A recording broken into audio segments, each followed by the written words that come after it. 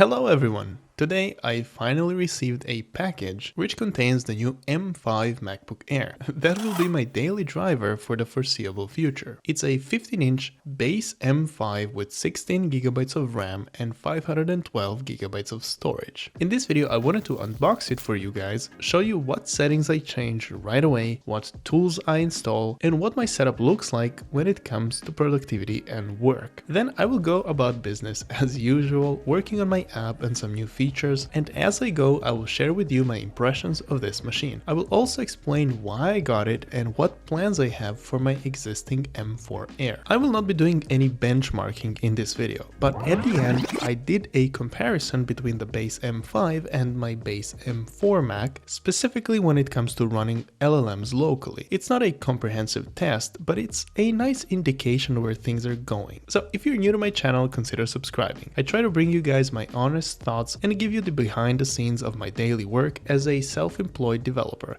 and I really appreciate it.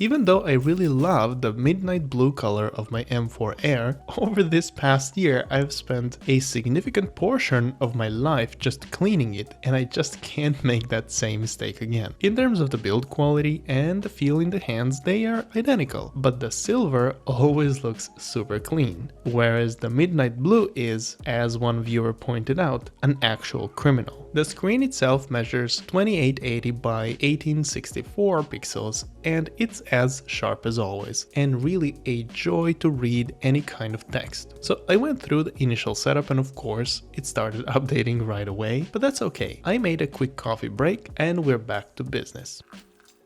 So right off the bat, I always remove all of the widgets, as well as most apps from the dock. And when it comes to the dock, I have it much smaller and hidden by default. One more setting I always like to change is disable rearranging spaces based on recent usage. As someone who always has the same apps open on the same spaces, it breaks my muscle memory and it drives me crazy. And when it comes to apps, most of the productivity apps like Notion, Mail, Discord, and obviously Google Drive, I use directly from the browser, so locally I only have the bare minimum. And as I'm installing the stuff here, let's do a list of things I typically install on the first day. So that would be Xcode, OneMenu, the app that I'm working on right now, Homebrew, NVM, Visual Studio Code, Pixelmator Pro, and DaVinci Resolve. Those are the necessities that I have to have locally. And again, for me the browser is actually doing a lot of the heavy lifting. But alright, since I've done most of the downloading that I need to do just to get started on this machine, it's shaping up to be a beautiful day, and the winters last a very long time here in Norway, so I'm always excited to get out if I can and do some work outside. But just before we go, a quick battery check. 55%.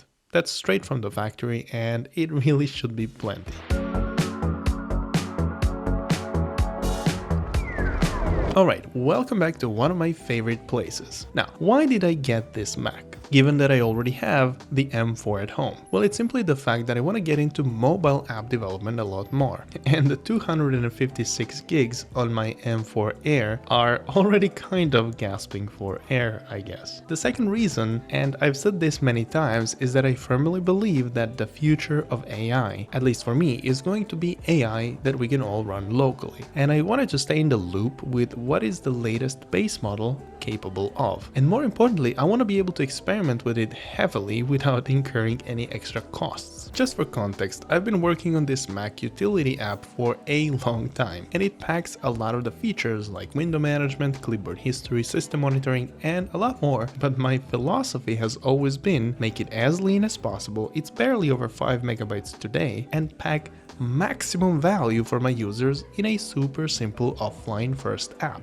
One of the features I worked on quite recently was actually disk cleaning, and the first version I made was rather basic and limited, but that's because I wanted to play it safe and clean only well-known folders. So then about a week ago I made it possible for users to define their own folders to clean, and right now I'm basically making sure that they don't shoot themselves in the foot. So for example, I added all kinds of validation rules just to make sure that you don't delete the root of your file system or something like that. But anyhow, that work is pretty much done. Now what I want to do is take all of the validation rules and ask some coding AI, right now it's Gemini 3.1 Flash, but it could be any other, to write a nice little documentation page for this feature on the website. When it comes to just regular work on this machine, it feels identical to my M4 Air. The keyboard is the same, the screen is great as always, which is to be expected given the same pricing on this. However, I did not expect a nice performance boost for the GPU, which we will be testing with the local LLM later. And I would love to be able to run these little AI tasks locally in the future, but for now I still ended up fixing a few styles and rephrasing a few sentences here and there. Now, this kind of work I don't mind honestly, it's something I actually enjoy doing, putting the final polish on something that I worked really hard on. And I know I haven't done much real work, quote unquote, today, but I've compiled my app several times and I did have my screen on for the entire time. So let's just check in on the battery just in case. 48%, I mean that's not bad at all, we started from 55. Next up I wanted to update the release notes which are part of the app itself, and for some of them I have dedicated graphics, for one of them I have a video file, and this is going to be the cause of my nightmares later, but for the rest I generate some kind of pixel artwork which kind of matches the time of the year when the release went out. So let me show you. I have this long running Gemini thread just on my personal Google account where I periodically ask it to generate another one of these. It works pretty well, but then I have to use this website to remove the watermark. I'm not sure why Google keeps adding it. I mean, what's the point when it's so easy to remove? But anyhow, then I have a dedicated folder on my Cloudflare R2 bucket where I follow a simple naming convention for each artwork file. It's all manual work for now, but I only make a new release every 7 to 10 days maybe, and doing this manual step almost comes as a nice celebration for the new release. So I'm not too fussed about it. So there you have it. It's not the most intense work session, but I'm happy with the quick progress that I made. Now, I have to get back home and get ready for when my daughter comes back from kindergarten, but just on the way out, I found a strange situation. So there was some construction going on when I arrived, and I parked my scooter right here to the side, and apparently the construction guy needed to move the fence, so he parked my scooter to a different location. Now, that's fine, but he put it in the middle of the road. I'm so confused, man. Oh, by the way guys, this Mac is not the only unboxing in this video. Just yesterday I got something really cool in the mail. These are the new Anker Soundcore Liberty 5 Pro and Pro Max earbuds, and they come with some very impressive features. Both models have the same DAS AI chip for 150 times faster compute in memory to deliver ultimate call quality even in the noisiest environments. Hey man, what's up? I just called you to interrupt you a little bit more. I was wondering, can you hear me okay? Because I'm testing something and I'm literally in the middle of a construction site. In fact, they got an official Guinness World Record as the clearest earbuds for calls. I rely heavily on headphones to stay focused while working, and the noise cancellation performance of Liberty 5 Pros is really excellent, instantly immersing me in the work. The new chip also enables personalized sound calibrated to your hearing, but the most amazing thing about it is that it runs all the voice detection and commands processing on device. So when you say next track,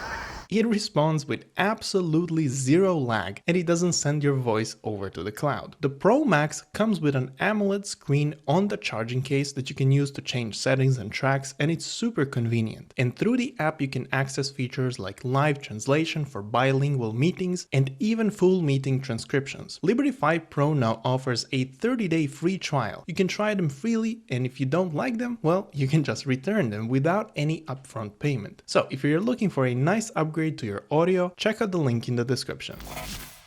Alright, I spent the afternoon with my daughter, and now that everyone is asleep, I can do some more work. So honestly, one thing that I'm a little bit behind on is answering all of the comments on YouTube, so I needed to catch up on that. And if you guys have any questions or comments, I'll make sure to read them and reply. But this is not the end of the video, this is just the end of the first day. Tomorrow I came back and quickly checked Discord because I always ask what people would like me to test in the next video. So today it's going to be Bitcoin mining. Well, close to it. There is a running joke on Discord that I make the most money from my app thanks to the secret Bitcoin mining I'm doing on users' computers. Believe me guys, I'm working on that. But in the meantime, let's do a comparison between the base M4, which is the iMac, and the new base M5 when it comes to generating some free tokens. Tokens for everybody. So lately I've been testing this 5.4 mini model, which really only needs about 2 GB of RAM, and I've been quite impressed with its ability to follow instructions. And I will be testing out what I can build around it, so if you're curious about it, make sure to subscribe.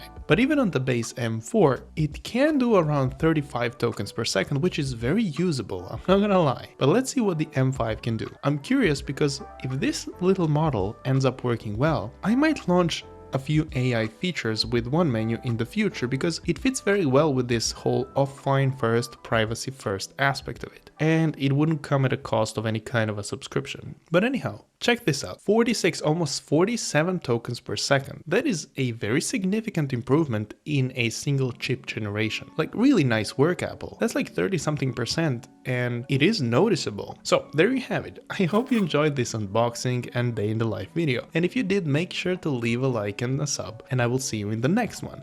And in the meantime, I will have to see about this crash that a user just reported. But hey, such is life.